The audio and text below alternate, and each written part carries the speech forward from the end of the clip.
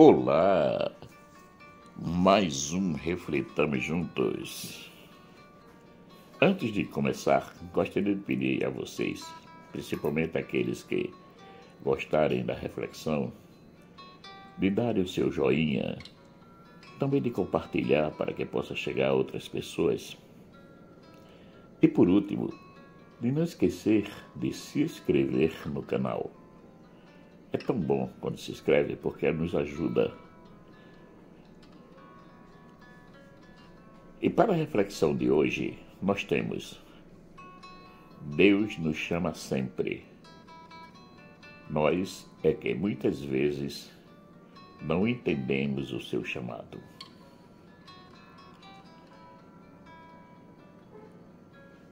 Assim como Deus se dirigiu várias vezes a Samuel, chamando-o pelo nome, o Senhor chamou Samuel. 1 Samuel, capítulo 3, versículo 4. Também se dirige a nós chamando-nos pelo nome. E da mesma forma que Samuel não entendia que era o Senhor que o chamava e procurava Elias, achando que fosse esse que o chamava, Samuel correu para junto de Eli e disse-lhe: Eis-me aqui, chamaste-me? 1 Samuel, capítulo 3, versículo 5.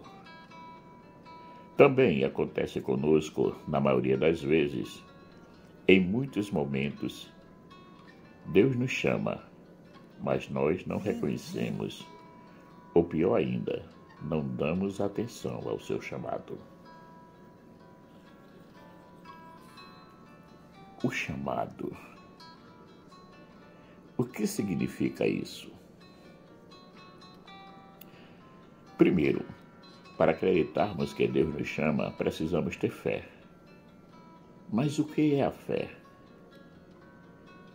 Como nos ensina o nosso catecismo, a fé é a resposta do homem a Deus. Catecismo da Igreja Católica, número 143. A fé, nós só podemos tê-la se nos for dada por Deus. Jesus então lhe disse: Feliz és, Simão, filho de Jonas, porque não foi a carne nem o sangue que te revelou isto, mas meu Pai que está nos céus. Mateus capítulo 16, versículo 17. Portanto, a fé é um dom de Deus, uma virtude sobrenatural e fundida por Ele. Catecismo da Igreja Católica, número 153. Logo, a nossa caminhada com Deus se inicia com um chamado seu, porque é Ele que nos escolhe e nos convida a viver em plenitude com a sua vontade. Não fostes vós que me escolhestes, mas eu vos escolhi e vos constituí para que vades e produzais frutos, e o vosso fruto permaneça. Eu assim vos constituí, a fim de que tudo quanto pedirdes ao Pai em meu nome, Ele vos conceda. João, capítulo 15, versículo 16. Assim como Samuel teve um guia espiritual que foi o Eli, compreendeu então Eli que era o Senhor quem chamava o menino. Vai e torna a deitar-te, disse-lhe ele. E se ouvires que te chamam de novo, responde: Falai, Senhor, que vosso servo escuta. Voltou Samuel e deitou-se. 1 Samuel, capítulo 3, versículo de 8 e 9. Também nós devemos ter o nosso guia espiritual, ou pelo menos uma pessoa que nos ajude a entender a nossa caminhada com Cristo. Isso nos mostra que nada podemos fazer sozinhos. Precisamos do irmão, pelo menos, para confrontarmos as nossas escolhas e atitudes. Contudo, essa relação com o outro deve ser verdadeira e não feita de qualquer maneira, com meias medidas, porque Ele mesmo nos prometeu: onde 2 ou 3 estão reunidos em meu nome, aí estou eu no meio deles. Mateus, capítulo 18, versículo 20. Logo, não agimos sozinhos, mas com os irmãos, e sobretudo com Cristo entre nós. Samuel levou a sério as orientações de Eli, e quando o Senhor o chamou de novo, ele lhe respondeu: Falai, respondeu o menino, que vosso servo escuta. 1 Samuel, capítulo 3, versículo 10. Por se colocar completamente à disposição do Senhor, Deus comunica a Samuel tudo o que pretende fazer, e não só isso, mas o ajuda na sua divina aventura, permanecendo sempre ao seu lado. Samuel crescia, e o Senhor estava com ele, e não negligenciava nenhuma de suas palavras. 1 Samuel, capítulo 3, versículo 19. Do mesmo modo que Deus agiu com Samuel, age também conosco, quando nos colocamos plenamente à disposição em realizar sua vontade nas nossas vidas. Ele, como já foi dito antes, está sempre nos chamando pelo nome durante o dia. São muitas situações que nos são apresentadas como oportunidades de darmos o nosso sim e dizermos: Fala, Senhor, que o teu servo escuta. Mas que oportunidades são essas que nos são apresentadas durante o dia? Em Mateus, capítulo 25, versículo 35 a 45, Jesus nos diz como podemos amá-lo cotidianamente. Tive fome, tive sede, era peregrino, estava nu, estava enfermo, estava preso. Além dessas dicas, temos também, no nosso dia a dia, as dificuldades que se apresentam a nós, esperando uma resposta, uma atitude da nossa parte. Essas dificuldades podem ser nas nossas casas, no trabalho, com os amigos, na sociedade, na igreja, nos nossos grupos de orações, etc. Mas não temos somente as dificuldades. Temos também momentos bons que nos chamam a estarmos atentos ao amor, à humildade e à compreensão, para que nada do que esteja acontecendo nos ensoberbeça e nos leve à vaidade. Tudo é vaidade das vaidades. Eclesiástico 1:2.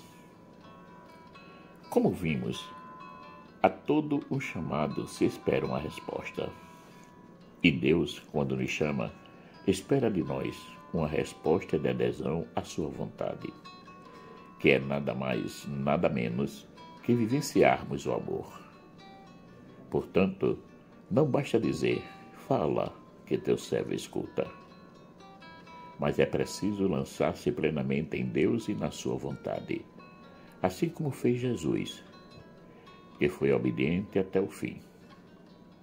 E sendo exteriormente reconhecido como homem, humilhou-se ainda mais, tornando-se obediente até a morte e morte de cruz. Filipenses capítulo 2, versículo 8. Sempre que tivermos a oportunidade de dizermos: fala, Senhor, que o teu servo escuta, nos coloquemos imediatamente no amor.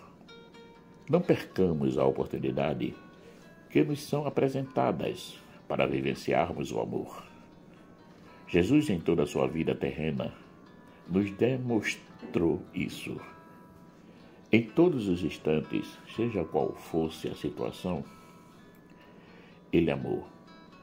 E isso é pedido aos seus seguidores, que amem sempre. Há mais alegria em dar do que em receber. Atos capítulo 20, versículo 35. O amor nos deixa livre, nos faz sair de nós mesmos e ir ao encontro do irmão. Nos aproxima cada vez mais de Cristo. Nos faz vivenciar a humildade, a simplicidade e a bondade. Nos deixa mais atentos às necessidades alheias. Nos leva a reconhecermos que não somos nada e que tudo o que fazemos é por graça e dom de Deus, que através do Espírito Santo está sempre a derramar sobre nós os seus divinos dons. Agradecemos a Deus por nos ter escolhido, mesmo sabendo das nossas limitações. Ele não valoriza o negativo, assim como nós, mas está sempre a colher o positivo em nós, mesmo que esse seja mínimo, porque para ele um pequeno ato de amor é muito mais valioso que um caminhão de pecados. Existe uma dinâmica que nos ajuda muito quanto ao nosso comportamento diante do irmão. A dinâmica é essa. Temos um copo com metade de água. Podemos vê-lo de duas maneiras. A primeira é valorizarmos a parte que falta de água, isto é, valorizarmos o nada, o negativo. A outra é valorizarmos a parte com água, isto é, algo que foi realizado, o positivo. É assim que Deus nos trata. Ele procura sempre algo de bom que realizamos, mesmo que seja mínimo, quase nada. E quem vos der de beber um copo de água, porque sois de Cristo, digo-vos, em verdade, não perderá a sua recompensa. Marcos, capítulo 9, versículo 41. Que tal nós também passarmos a nos comportar desse jeito diante dos irmãos? Isto é, sempre que tivermos de dar um parecer do irmão, procurarmos primeiro o que ele sempre fez de bom e não colocarmos em relevo os seus defeitos. Porque, como disse um dia Chiara Lubich, fundadora do movimento dos focolares, uma instituição católica, no amor, o que vale é amar. Marcos Laurentino.